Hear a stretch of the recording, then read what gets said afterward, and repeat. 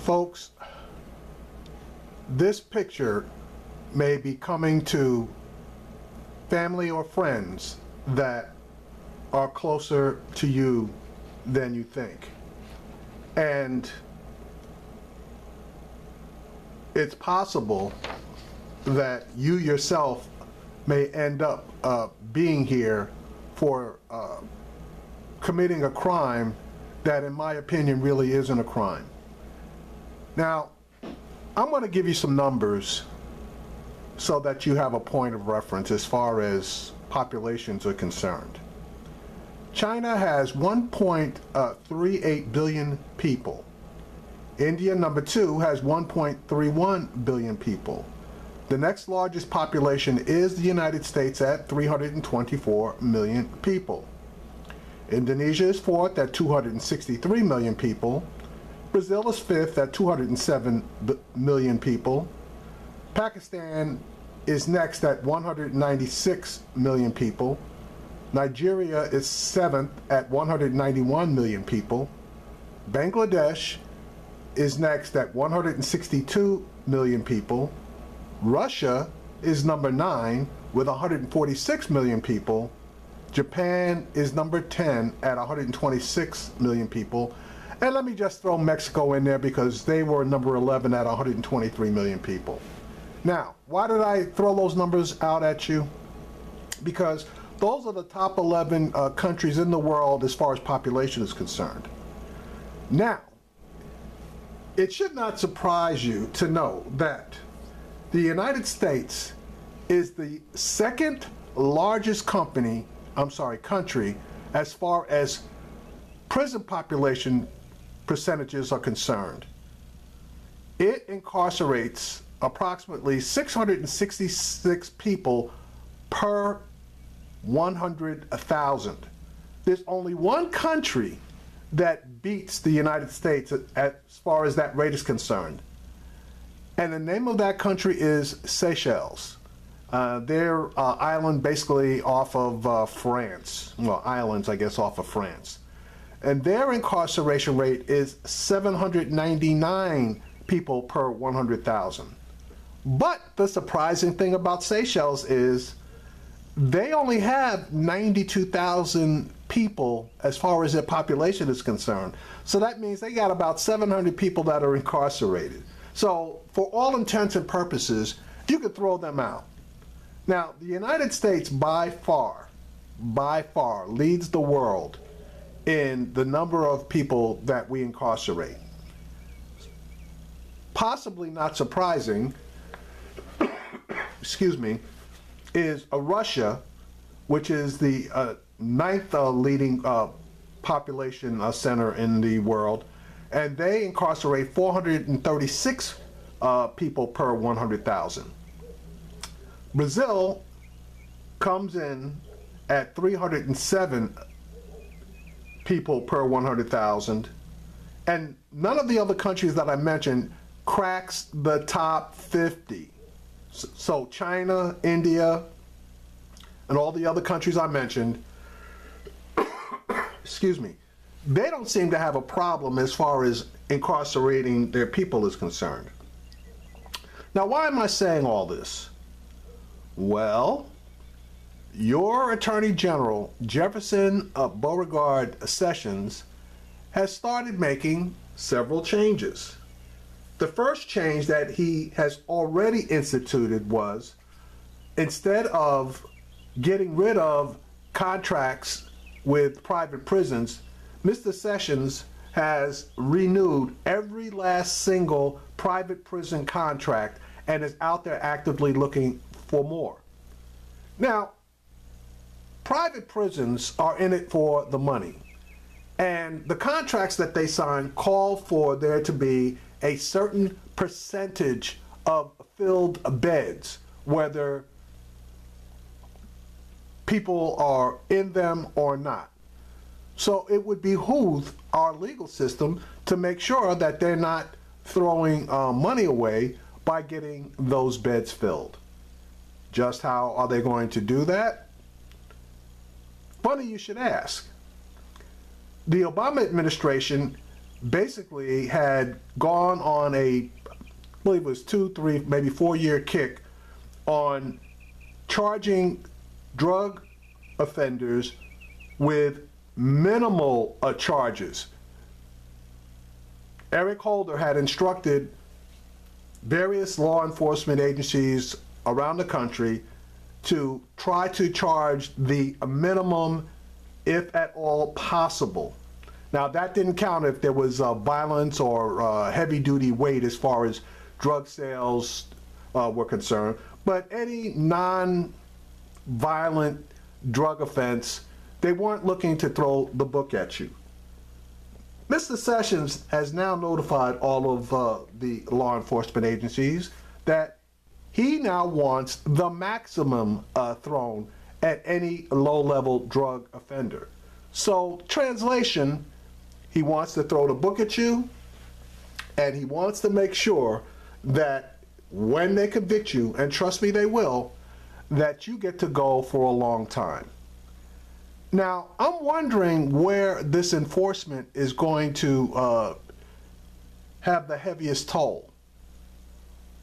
Could it be that the minority communities, to hell with that, the black community is now going to be under siege again by law enforcement, police officers looking to inflate their arrest records, DAs looking to inflate their conviction rates? Well, it's happened before, so I guess that it can happen again. But now there's another question that I have. There are 8 states where recreational marijuana is illegal. And those states are Alaska, California, Colorado, Maine, Massachusetts, Nevada, Oregon, and Washington. In those states, marijuana possession and recreational use is legal as far as the state is concerned. Now, you have a bunch of other states where medical marijuana is legal.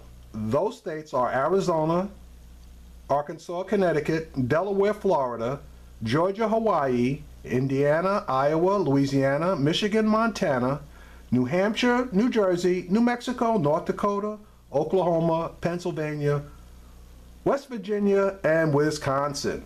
So in those states, if you have a medical marijuana card, you're good to go,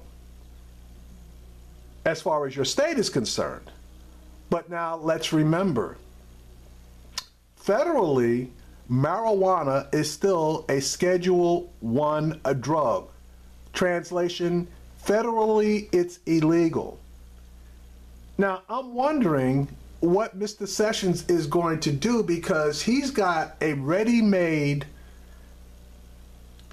ready-to-go handcuffs and adios amigos bunch of states where all they need to do is send in federal officers, position them outside of the medical marijuana stores, and arrest every single person that comes out of that store that has any kind of a package, because they are violating federal laws. How fast do you believe that they could fill up all of the available prison space if they turned around and did that? And it would be legal.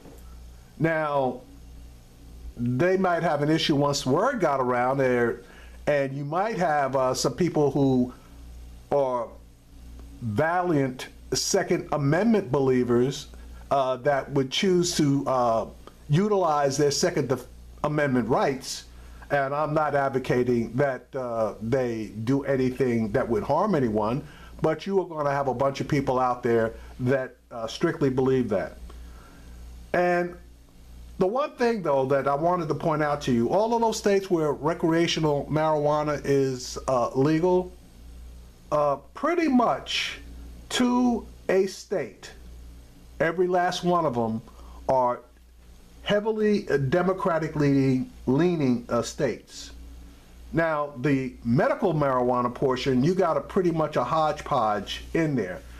Now, Texas is a funny animal.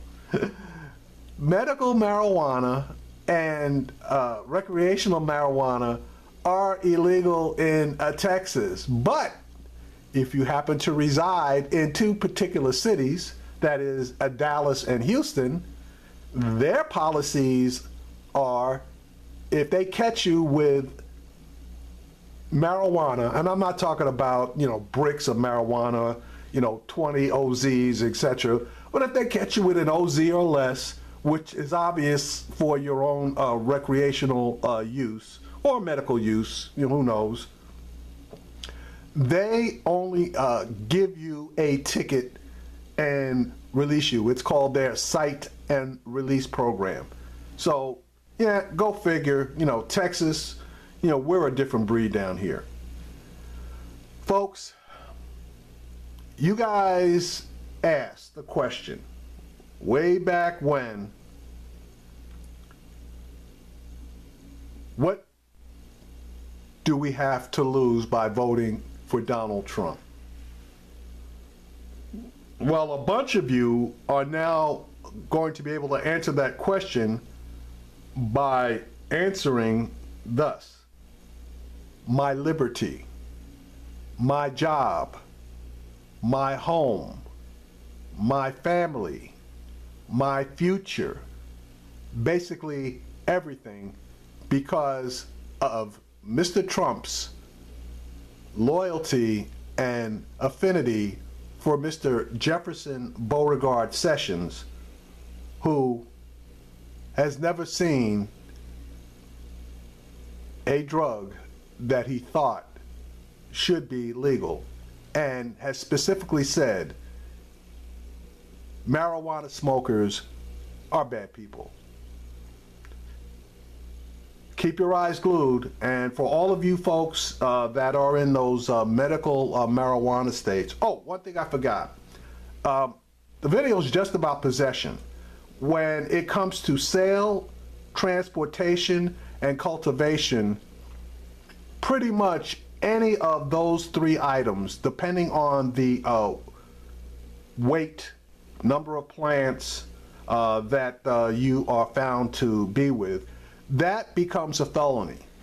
And in a lot of states, if they catch you with this stuff and you are convicted, one of the lovely things that they like to do is to revoke your driving privileges for 6 months to a year.